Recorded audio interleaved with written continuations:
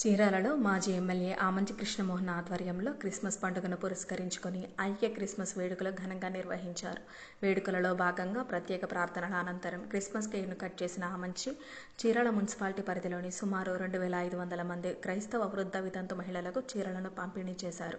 ఈ సందర్భంగా జరిగిన సభలో మాజీ ఎమ్మెల్యే ఆమంచి కృష్ణమోహన్ మాట్లాడుతూ క్రిస్మస్ పండుగ రోజు ప్రతి ఇంట పండుగ వేడుకలు వెల్లివిరియాలనే సదుద్దేశంతోనే తన వంతు సామాజిక వ్యక్తిగత బాధ్యతగా తాను అధికారంలో ఉన్నా లేకున్నా గడిచిన 18 సంవత్సరాలుగా ఐక్య క్రిస్మస్ వేడుకలు నిర్వహించడంతో పాటుగా క్రైస్తవ వృద్ధ వితంతు సోదరీమణులకు చీరలను పంపిణీ చేస్తున్నామన్నారు. తాను 2 సార్లు ఎమ్మెల్యేగా ఎన్నిక కావడం వెనుక చీరాల నియోజకవర్గంలోని దళితుల పాత్ర చాలా కీలకమన్నారు. ఈ క్రమంలోనే తానిప్పుడు వారిని మరచిపోలేదన్నారు.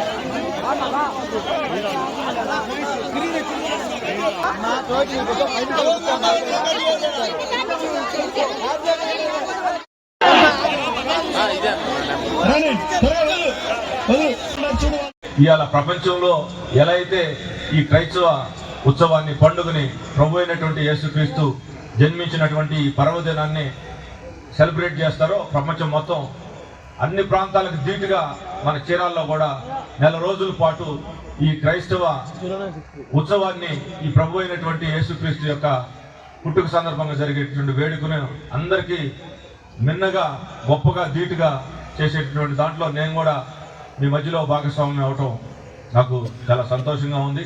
ఖచ్చితంగా రాబోయే మరలా ఈ రోజు వరకు యేసు ప్రభు మనందరినీ కూడా రక్షించి ఒక మంచి మార్గంలో మనల్ని మన దైనందినటువంటి వృత్తులు జీవన విధానంలో ఆయన మనకి తోడుగా ఉండాలని చెప్పి నేను మనస్ఫూర్తిగా కోరుకుంటున్నా.